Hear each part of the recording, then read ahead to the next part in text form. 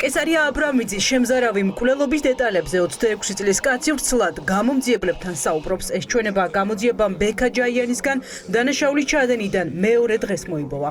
40 წუთიან ფარულ ვიდეო მასალაში ჯაიანი კესარია აბრამიძესთან 2 წლიან თანაცხოვრებას, მასთან კონფლიქტის მიზეზებსა და მკვლელობის მოტივზე საუბრობს. ჯაიანის თქმით, კესარია აბრამიძე მას ცოლად მოყვანას და ურთიერთობის გასაჯაროებას თხოვდა. 26 წლის კაცი აღიარებით ჩვენებაში ამბობს, რომ ქალს, რომელსაც 28 სასიკვდილო ჭრილობა მიაყენა, უყვარდა, თუმცა არსებული რეალობიდან გამომდინარე, ტრანსგენდერ ქალთან ურთიერთობის გაოფიციალურება არ სურდა.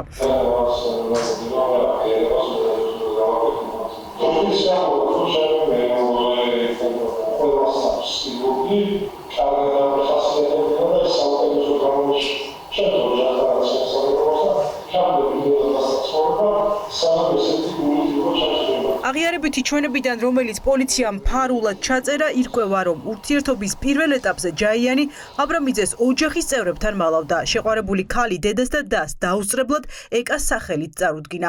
ამბობს, რომ 2 წლიანი თანაცხოვრების განმავლობაში რამდენჯერმე დაშორდნენ. მოტივი ორმხრივი ეჭვიანობა და ფინანსებზე დავა იყო.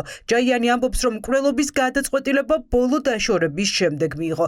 ჯაიანის თქმით, კესარია აბრამიძე მას აეჭვიანებდა, აბულინგებდა და ოჯახის წევრებთან და მეგობრებთან ამცირებდა.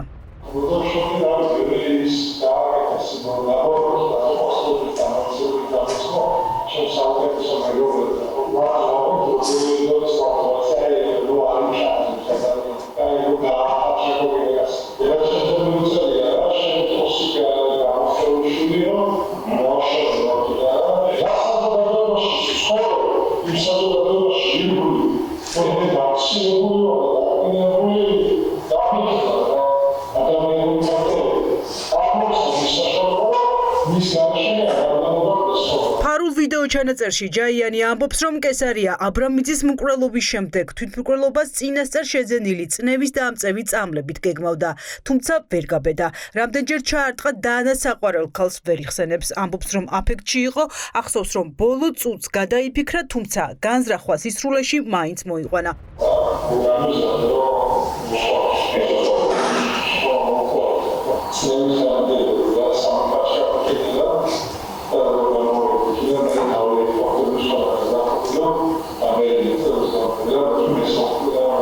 ჯაიანისგან განსხვავებული ვერსია მოყვა პროკურორმა დასკვნით სიტყვაში. სახელმწიფო ბრალდება მოწმეთა ჩვენებებზე დაყრდნობით ამტკიცებდა, რომ ჯაიანი აბრამიძეზე გენდერული ნიშნით მუდმივად ძალადობდა. მის სიტყვებს სახელმწიფო ბრალდებელი კესარია აბრამიძის მეზობლების ჩვენებებით ამყარებდა. როდესაც მასთან იმყოფებოდა ხიაში, ბექა ჯაიანი იყო აგრესიული და კესოს მიმართავდა. სიტყვებით გაიგეო, კესო ხშირად ეუბნებოდა, რომ ბექა მას ამცირებდა, ეუბნებოდა, რომ კესო იყო მამაკაცი, იყო უშორდა ამის გამო ზედა კიდეც. 2023 წლის სექტემბერში, როდესაც ბექა დაბრუნდა გერმანიიდან, კვლავ დაიწყო კესარიას ჯოჯოხეთური ცხოვრება, კერძოდ ამცირებდა მას და ფიზიკურ შეურაცხყოფას აკნევდა თითქმის ყოველდღიურად.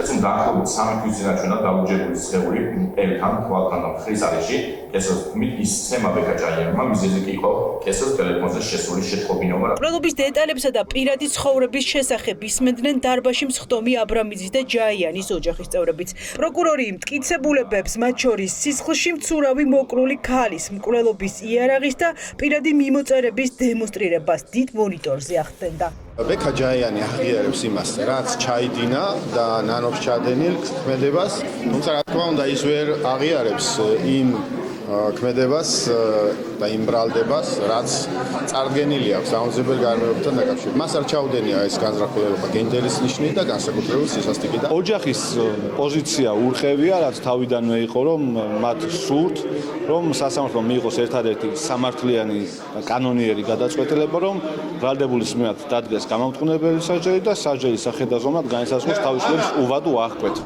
ჯაიანი ბოლო ორ სხდომას არ დასწრებია. ადვოკატის ინფორმაციით ის მძიმე ფსიქოლოგიურ მდგომარეობაშია და საბოლოო სიტყვას ბოლო სხდომაზე იტყვის.